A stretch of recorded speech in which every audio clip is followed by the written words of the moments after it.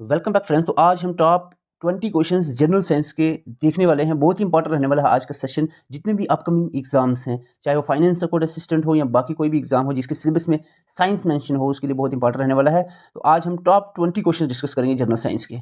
जो भी aspirant finance account assistant की तैयारी कर रहे हैं उनको बता दें, एग्जाम ओरिएंटेड मॉक टेस्ट आपको हमारी एप्लीकेशन पे अवेलेबल हैं।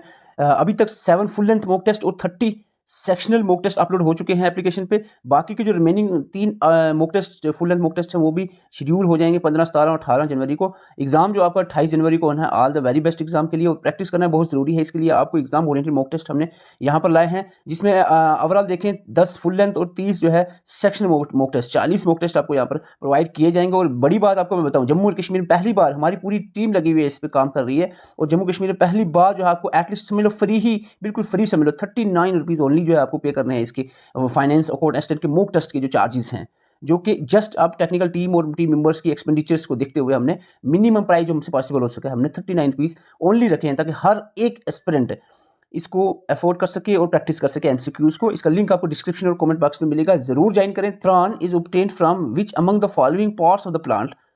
तो यहाँ पर जल्दी से आप आंसर करें कि कौन से पार्ट से सैफ्रॉन ऑब्टेन किया जाता है। तो it is obtained from the flower का जो पार्ट होता है, दैट इज प्लांट का स्टिग्मा, उससे ऑब्टेन किया जाता है। Question number 2, which vitamin is also known as tocopherol. तो विटामिन टोकोफिरोल किसका साइंटिफिक नेम है? टोकोफिरोल विटामिन ई का साइंटिफिक नेम है टोकोफिरोल। आंसर रहेगा बी। क्वेश्चन आगे बढ़ने से पहले थोड़ा सा जल्दी से एक नजर लगा लेते हैं कॉमन नेम विटामिन के और साइंटिफिक नेम। विटामिन ए का रेटिनोल, बी जो ग्रुप है इसमें B1 thiamine, B2 riboflavin, B3 niacin, B5 pantothenic acid, B6 pyridoxine, 7 biotin, 9 folic acid, B12 cobalamin, C जो है विटामिन सी एस्कॉर्बिक एसिड और vitamin D calciferol.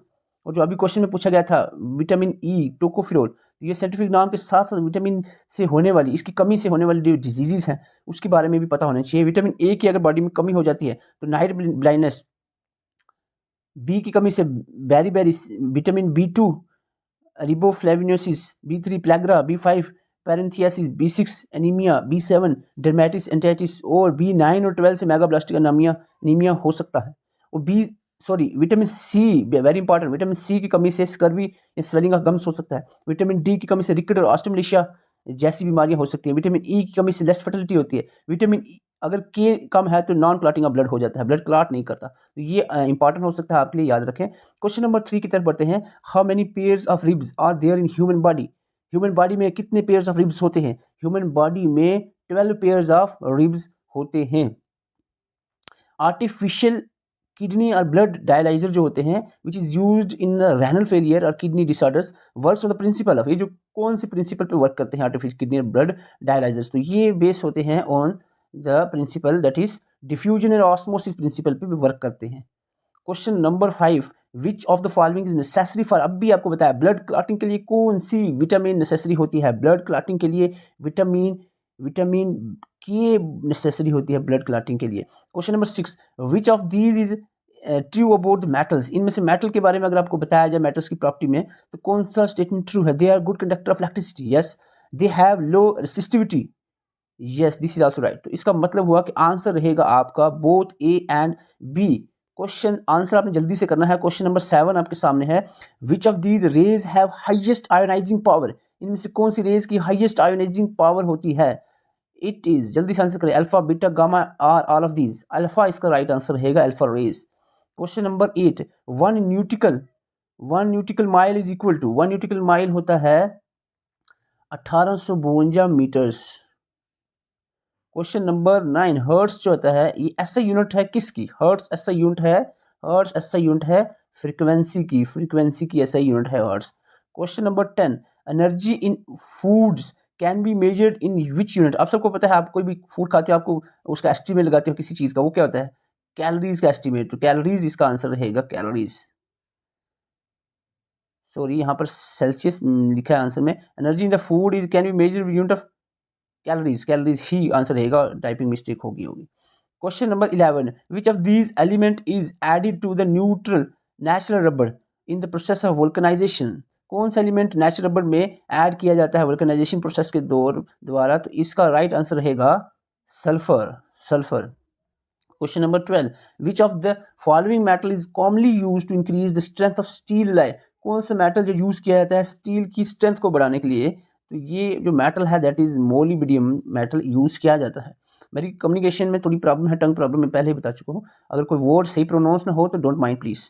The gas causing acid rain in the industrial area is, जो gas का बताना है जो acid rain काज करती है इंडस्ट्रियल एरिया में, this gas is sulphur dioxide.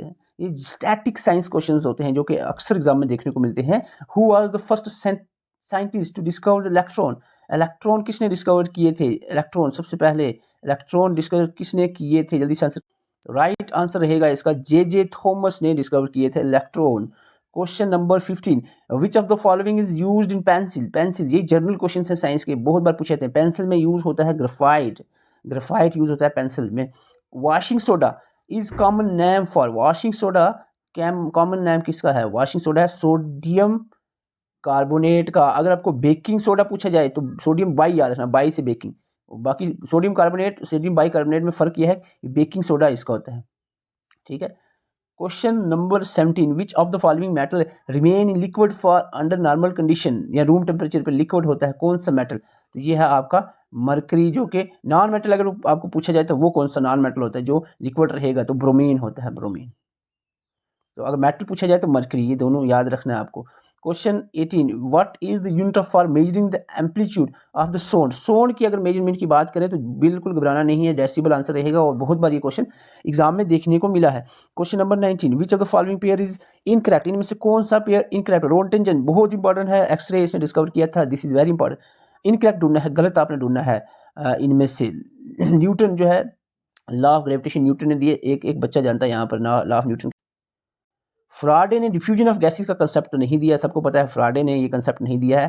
Pasture ने बैक्टीरियोलॉजी पे इसने काम किया है, दिस इज आल्सो गुड। तो इसका आंसर जो है वो सी रहेगा, सी।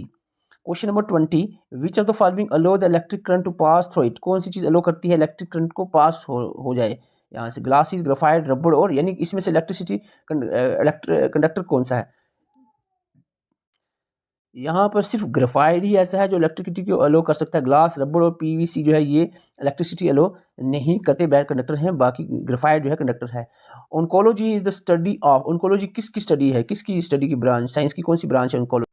ओंकोलॉजी होती है ऐसी ब्रांच साइंस की जो स्टडी जिसमें किया जाता है कैंसर के रिलेटेड। तो इसमें ऑप्शन अगर हम देखें तो tumour and cancer, answer C जो है इसका रहेगा, right answer C.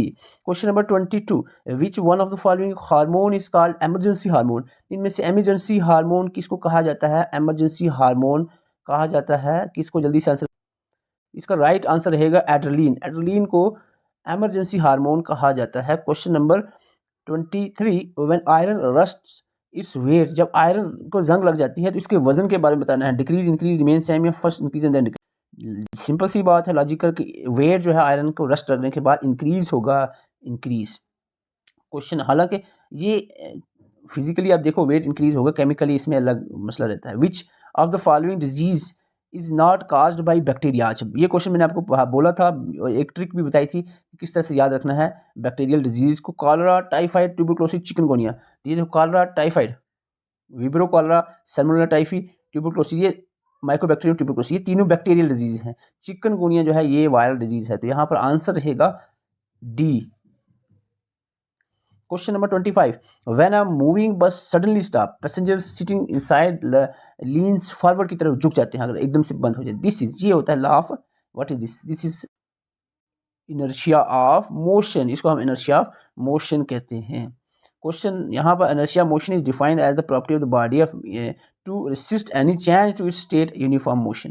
Question number 26, cause of global warming. तो ग्लोबल वार्मिंग का excessive use of organic manure, ये तो नहीं काज हो सकता। Increase in the amount of carbon dioxide atmosphere, yes.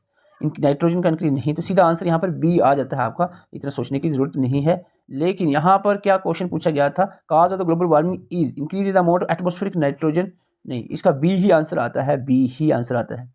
Berry beri is caused by the deficiency of. Beri beri, beri beri अभी पहले मैं बता चुका हूँ, बैरी बैरी डिजीज कौन सी विटामिन की डिफिशियंसी से? B1 की डिफिशियंसी से होती है beri berry, B1। Bile is produced by, bile जो है वो प्रोड्यूस किया जाता है लीवर के द्वारा, लीवर से प्रोड्यूस होता है बाइल। क्वेश्चन नंबर यहाँ पर 29, the filament of an electric bulb is made up of. Electric bulb का जो फिलामेंट होता है ये बना होता है टंगस्टन से बहुत ज़्यादा इसका मेल्टिंग पॉइंट होता है। Which the following disease is caused by virus, आप बताना फिर से। Typhoid, tuberculosis, malaria. देखो मलेरिया जो है प्लाज्मोडियम से होती है, टाइफाइड ट्यूबरकुलोसिस बैक्टीरिया से होती है, स्मॉल पॉक्स जो है ये वायरल डिजीज है। तो आंसर रहेगा यहाँ पर डी।